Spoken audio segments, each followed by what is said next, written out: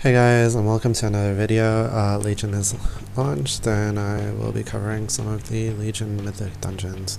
These are just +0 because, well, the plus dungeons haven't been released yet, and they'll be from a melee perspective, which I know guys like Preach and whatnot, they covered a lot of these videos already, but they do range and they do heals, so this will be from a melee DPS perspective.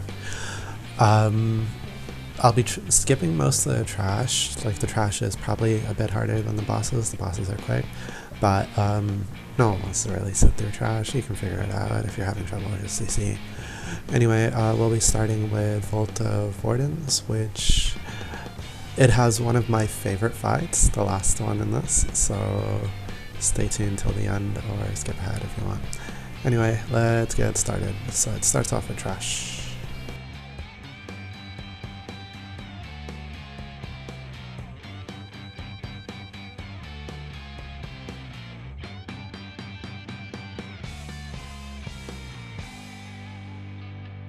Right, so the first boss is Tyradil Salterhill. Obviously I butchered that name. These blood elves with their names are, I think he's a night elf, I'm not sure. Anyway, this boss is quite movement heavy. There's a lot of stuff on the ground and some of it will insta-kill you. So I can only imagine this will get harder once Mythic Plus hits.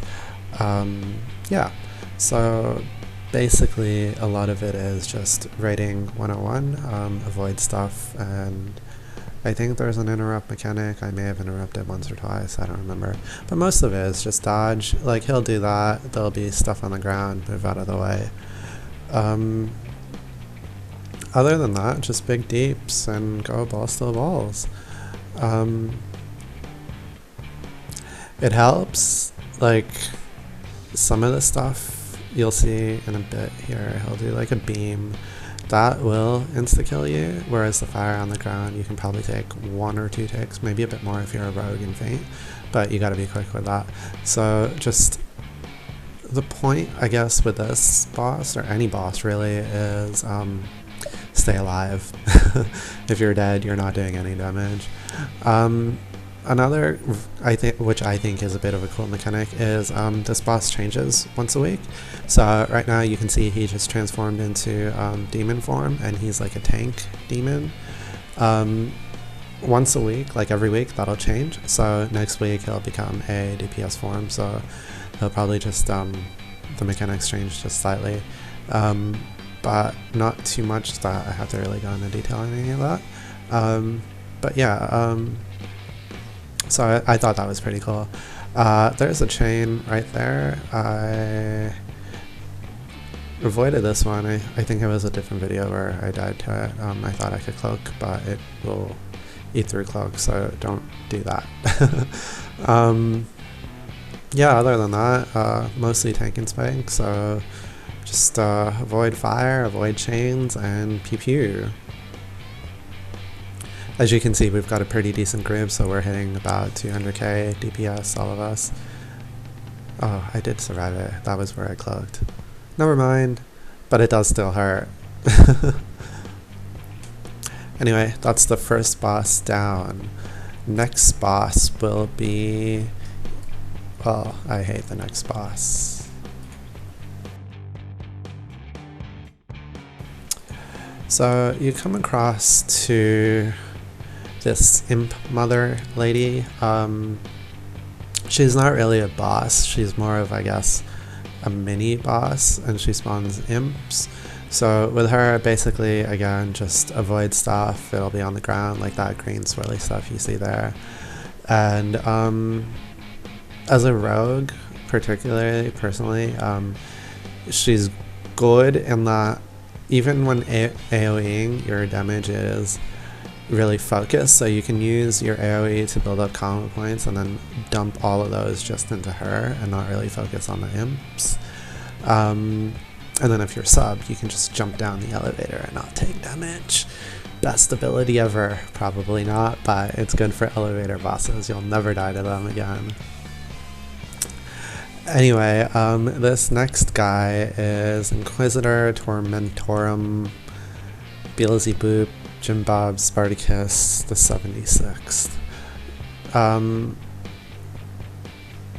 Just waiting for the group.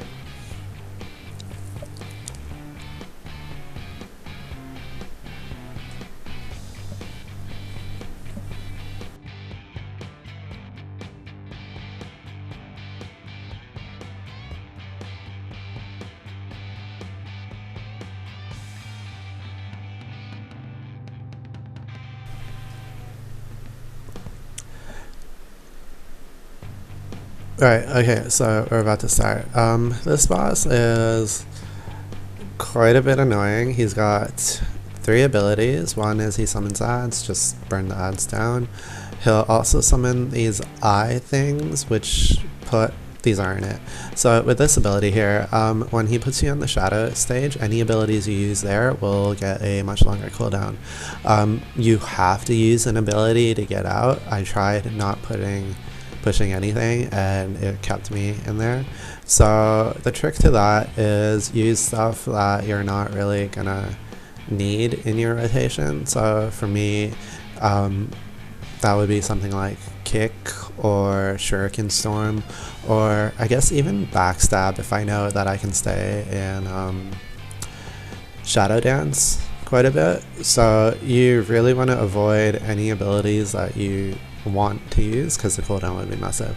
That's the first thing. And then the other thing is you can see those long chains, not these ones, but if you wait a bit, those ones, you want to be facing the direction that they're coming from, otherwise you'll get stunned and disoriented, and that's not fun. So that's basically it. Kill ads, face the beams, and don't use your good abilities when he does his purple beams thing that come from him, not the eyes. Those eyes in the back. I guess, like, if your DPS is high enough, you can even use your bigger cooldowns during the beams that extend cooldowns. But, like, what I mean by that is, like, if it's not going to come off cooldown anyway, then you can use it. And, yeah. Other than that, he's pretty easy, and he's tuned in such a way that his health isn't quite up there. These first few bosses are actually all quite easy. I hope they get harder once Mythic Plus hits. They're not much of a challenge.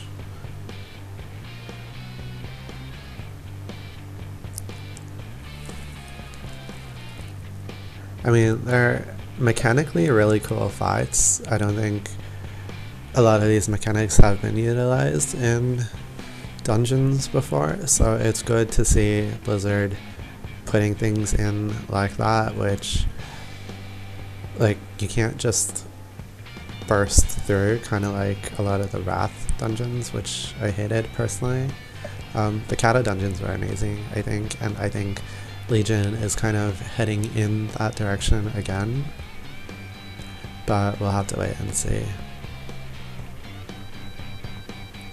So that's him down. I got a nice little upgrade. Oh, speaking of which, upgrades. That's a nice little add-on. It's called Pawn, P-A-W-N. Basically, you put in your stat weights. You can either look them up or sim them yourselves, but I just looked them up on Icy Veins, and you put them into the add-on, and it helps you with finding upgrades and seeing whether something that is an upgrade is actually an upgrade. So again, skip some trash, and well, not actually skip it, I skipped it in the video. You have to hide trash. And then there's this guy. So he's really only got 2 mechanics. One of them is he'll do like these purple floaty things that come at you on the ground. So it's just the ground mechanic, and all you really, those ones, they're not really purple, they're kind of blue. Anyway, just avoid those. And then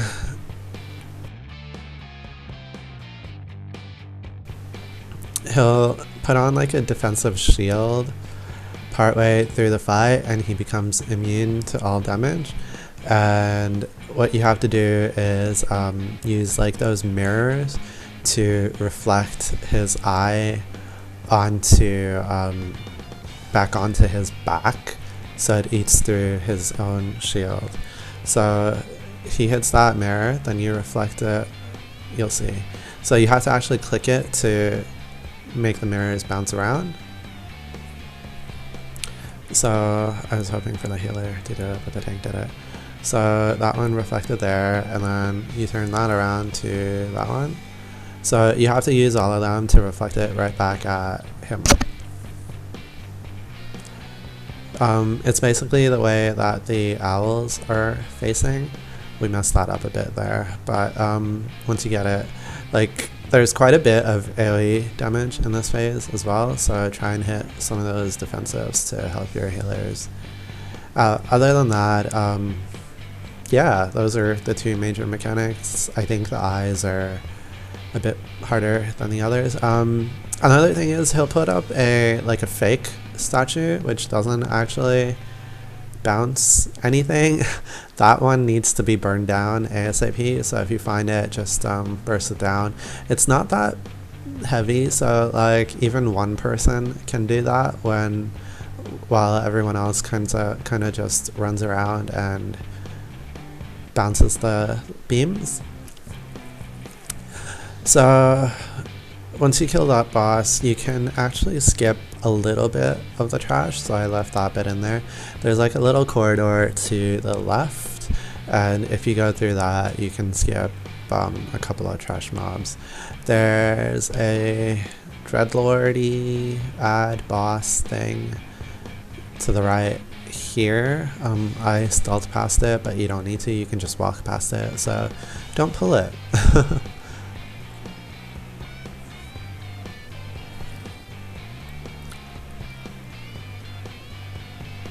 So this guy's stuck in like ice, and he's not really doing much. So I don't even know like why we're here. Like, he doesn't actually wake up until we start attacking him. So it's like, what the fuck, guys? Like, what are we even doing? But I don't know. He gives loot, so obviously we want to kill him. He's really only got two mechanics, which are kind of similar to the previous boss, and that there'll be fire on the ground, avoid that, and there'll be, if that gets too much, there is like a switch on the side which you can hit, and basically that'll put him into ice again, and he takes extra damage once he's in ice.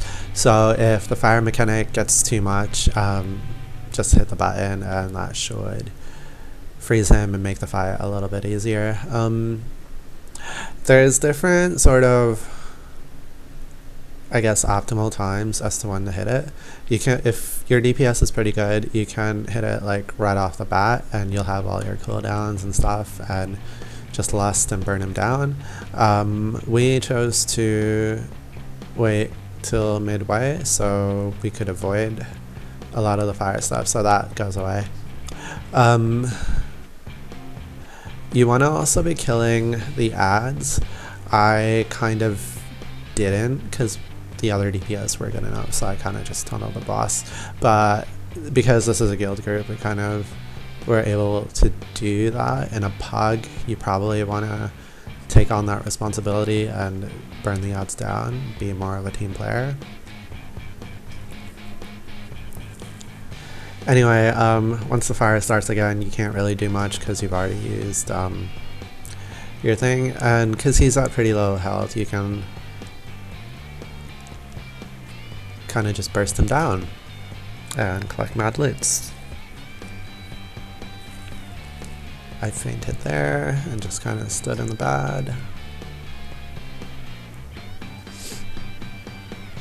The patches are quite big too. It's like, oh. I guess in a way a lot of these fights are very much, in this instance at least, avoid the bad stuff on the ground. The other dungeons are a bit different, but it's cool to see like different variations on that. It's not just avoid the bad, it's avoid the bad in a specific way.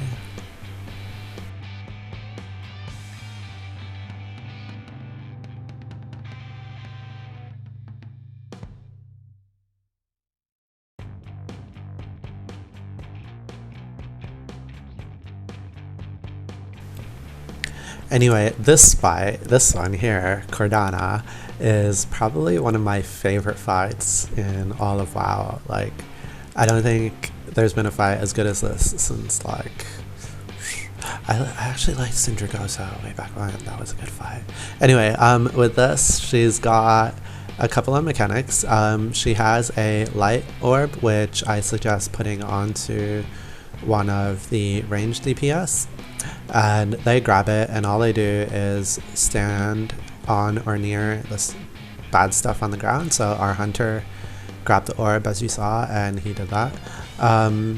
She'll spawn ads. You have to use your click button to, well, the person with the light has to reveal the ads by clicking on them, and then she'll also disappear herself, and again you just bring the light towards her and or throw it at her, and that will bring her back into the light and like make her not stealth. So that's the first two mechanics, I guess. Use the light to get rid of stuff on the ground, and use the light to reveal ads as well as her when they stealth. Burn the ads down, and then phase, I guess, 2, she becomes immune, I guess, similar to the previous boss. And in Mythic, at least, there'll be a row of there'll be like a row of ads which do pretty much one shot, as you saw there. They appeared briefly, and you can use the light to reveal them, otherwise they're invisible. Even if they're invisible, they will still hit you. So basically just try to walk through them. I'm not sure if flare works, but the hunter threw it down anyway. I know, like, the light definitely works. A quick little trick you can do here as well, if you're a rogue, a sub-rogue anyway, is to hit sprint. That'll put you back into stealth.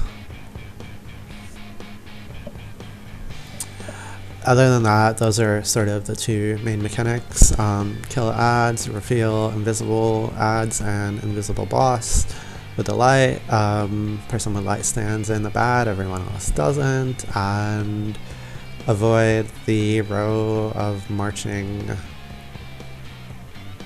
ghosty spirits.